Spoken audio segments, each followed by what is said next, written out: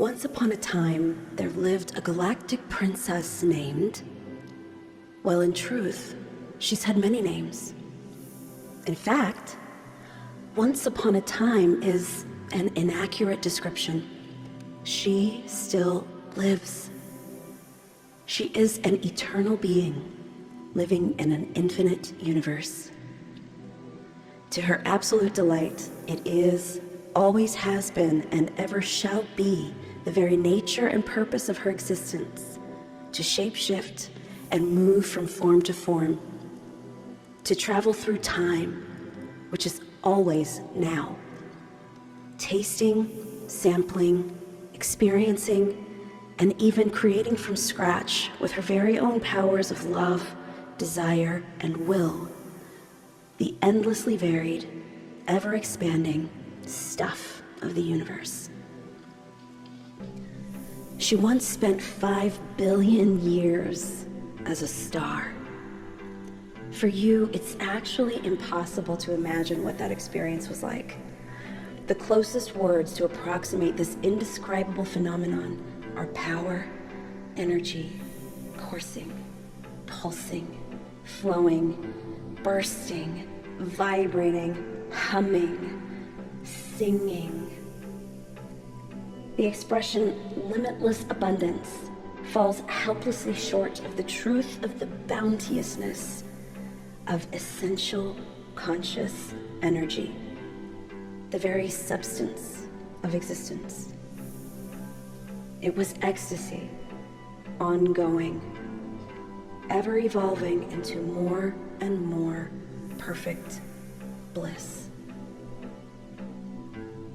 If you, dear listener, and your contemporaries could recall the perfect and boundless emanation that you all once were as this cosmos came to be, you would never again worry about from where supply, what you now call money, such a limited concept of an essence that has no form and never ceases to flow, would come. Ever. And you would certainly know that the concept of earning is completely man-made and absent anywhere outside the minds of humans who as a species are still in their infancy. Still, the rays of all the stars in the cosmos and their endless stream of abundance, well-being, intelligence, and inspiration continue to shine upon all of you. The Cosmic Mother never ceases to gently brush her nipple against your very lips, though in your innocent forgetting, you struggle and fit in her tender embrace. Alas, the human story is still in the brainstorming phase, a playful reference to the current state of human affairs. Shall we return to the fun? During her time as a star, the Galactic Princess formed part of a celestial chorus, one of 7 stars in an early star system in a corner of the universe.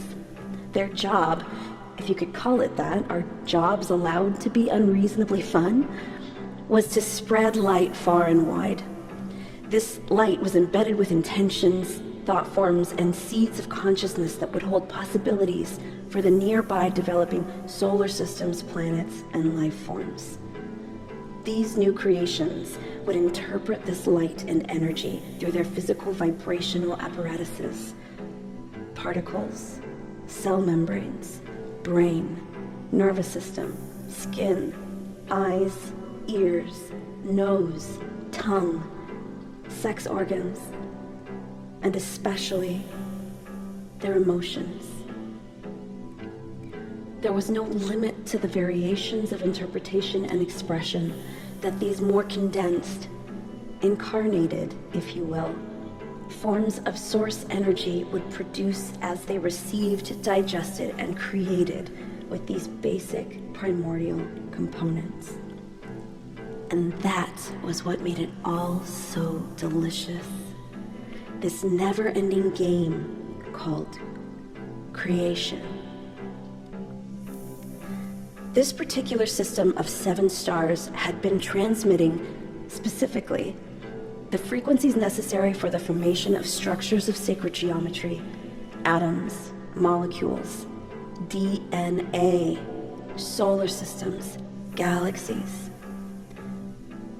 allowing them to find harmonic orbits and to arrange themselves in fractals, patterns, systems, and organisms that were all structurally sound, intrinsically organized to meld, blend, synergize, and expand with the fundamental laws of the physical universe. Star 1, alignment. Star 2, balance. Star 3, harmony. Star 4, expansion. Star 5, resonance. Star 6, restraint. Star 7, acceleration.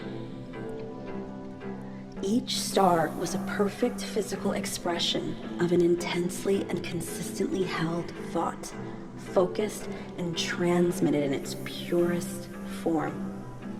Its light, color, size, sound, vibration, temperature, and density all exquisitely represented the essence of the idea in its most subtle and therefore ingestible and usable form.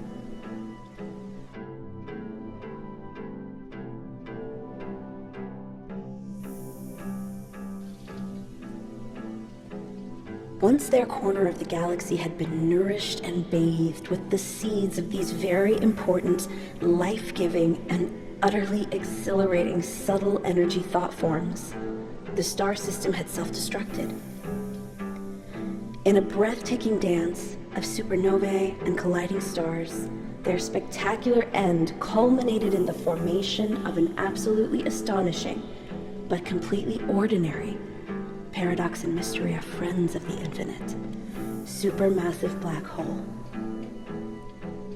All of creation cheered. Even more wonder, adventure, beauty, and most importantly, fun would come from this, the newest expansion of the joyously creative force of the cosmos.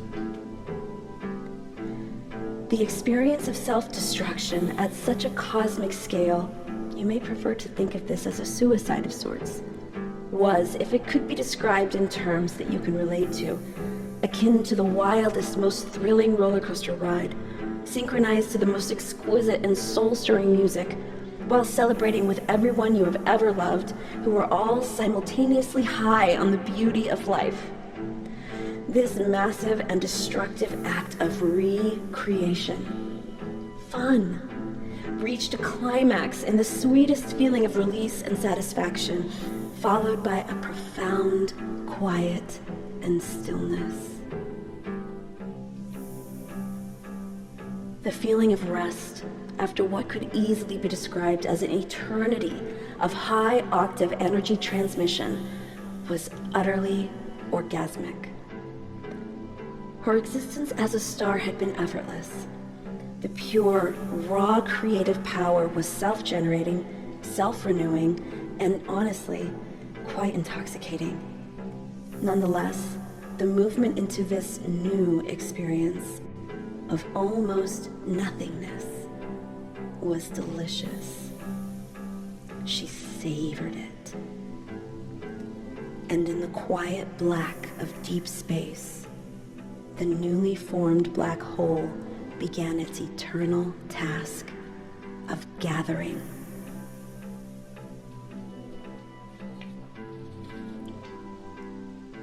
The princess had devoured that empty, deep silence and stillness.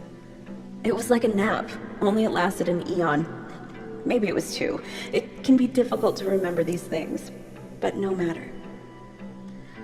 Upon waking, she noted the massive plasma streams that spewed the gathered stuff that was collected purposefully, consciously, and gleefully by the indomitable force of gravity, attraction, at the heart of the supermassive black hole. These gargantuan rockets of potential shot out from both poles of the enormous, indestructible entity. The jets of stuff traveled light years at incomprehensible velocity into the deep black canvas of space-time. She could already see the newly forming galaxies, new playgrounds for consciousness, she and her eternal friends.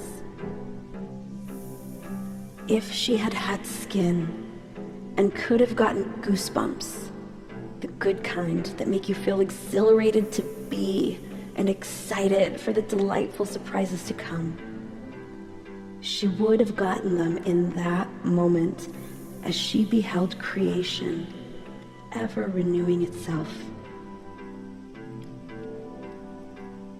The princess, if you could even call her that in this disembodied state, drifted happily back into her restful sleep. This time, she began to dream of the endless possibilities of perfectly finite adventures. You may prefer to think of it as birth and death. That she would have next, perhaps in one of these brand new galaxies with its carefully crafted solar systems and planets. To be continued.